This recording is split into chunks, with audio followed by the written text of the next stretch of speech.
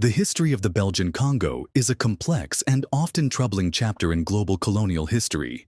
Spanning a timeline from the late 19th century to the mid-20th century, it encompasses themes of imperial ambition, exploitation, resistance, and eventual decolonization.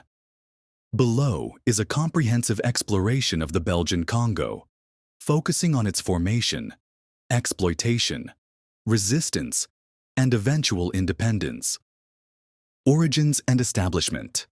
The Belgian Congo traces its roots to the mid-19th century, when European powers began vying for influence in Africa during the Scramble for Africa. This period saw aggressive colonization and territorial acquisition by European nations. Belgium, under King Leopold II, became a significant player in this race. In 1885, at the Berlin Conference, Leopold acquired the Congo Free State as his personal possession, not as a Belgian colony, but as his private domain. Leopold justified his claim to the Congo by portraying himself as a humanitarian, working to end the Arab slave trade and bring civilization to Africa. However, his true motive was profit. The Congo Free State was a vast territory, rich in resources like rubber, ivory, and minerals, and Leopold sought to exploit these riches ruthlessly. Exploitation and atrocities. Leopold's rule over the Congo Free State, 1885 to 1908, was marked by unprecedented brutality. The rubber industry became a cornerstone of the economy, and Leopold's agents enforced quotas on Congolese workers. Failure to meet these quotas often resulted in horrific punishments, including mutilation or death. Entire villages were destroyed, and it is estimated that millions of Congolese, perhaps as many as 10 million, died as a result of forced labor, disease, and famine during Leopold's reign. The atrocities in the Congo Free State gained international attention due to the work of missionaries, journalists, and activists like E.D. Morel and Roger Casement. Their efforts sparked a global human rights movement, eventually pressuring Leopold to cede control of the Congo to the Belgian government in 1908. The Congo Free State was renamed the Belgian Congo, transitioning from a private possession to a formal colony. Belgian colonial rule, 1908–1960. Under Belgian rule, the Congo experienced some reforms but remained heavily exploitative. The Belgian administration focused on economic development, establishing infrastructure like railways, ports, and mines. However, these projects primarily served European interests, extracting wealth from the colony to benefit Belgium. The Belgians implemented a paternalistic system, treating the Congolese as subjects in need of guidance. Education and healthcare were limited, with most schools run by Catholic and Protestant missionaries. The curriculum emphasized obedience and manual labor over critical thinking or professional skills, perpetuating a system that left the Congolese population politically and economically dependent. Forced labor continued in various forms, especially in mining and agriculture.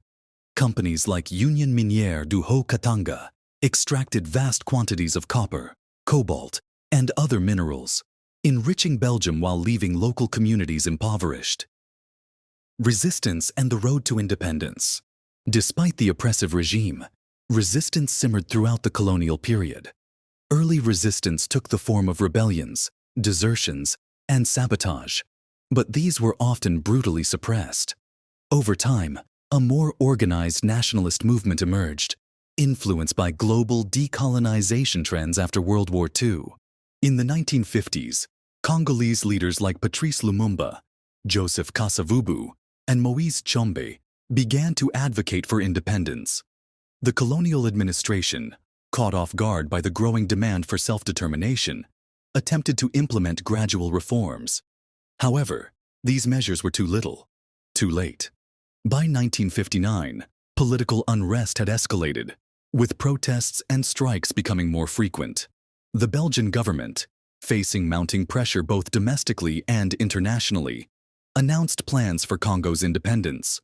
On June 30, 1960, the Republic of the Congo was officially declared independent, with Lumumba as its first prime minister and Kasavubu as president.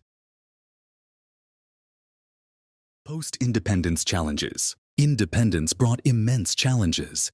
The new nation lacked experienced leaders and a cohesive national identity, as Belgian policies had deliberately limited Congolese participation in governance and fostered ethnic divisions. Shortly after independence, the Congo plunged into political chaos. The Katanga region, led by Chombe, declared secession, triggering a civil conflict. Lumumba sought Soviet assistance, alarming Western powers and leading to his assassination in 1961, a move backed by both the United States and Belgium. The Congo crisis, 1960-1965, continued until Joseph Mobutu, a military officer, seized power in a coup.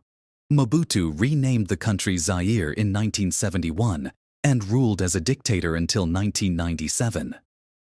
Legacy and modern implications. The legacy of the Belgian Congo is deeply felt today. Decades of exploitation left the country impoverished and underdeveloped. Infrastructure built during the colonial period primarily served extractive industries, leaving vast rural areas disconnected. The lack of education and political training during Belgian rule also contributed to governance challenges post-independence. Modern-day Congo, now the Democratic Republic of the Congo, DRC, remains one of the richest countries in natural resources, but one of the poorest in terms of human development. The scars of colonialism, coupled with ongoing conflict and corruption, continue to hinder progress. Conclusion. The history of the Belgian Congo is a stark reminder of the destructive impact of colonialism. From Leopold II's personal fiefdom to the exploitative Belgian administration, the Congolese people endured immense suffering. While independence brought hope, it also revealed the deep fractures left by decades of colonial rule. Understanding this history is essential for addressing the challenges facing the DRC today and promoting a more equitable global order.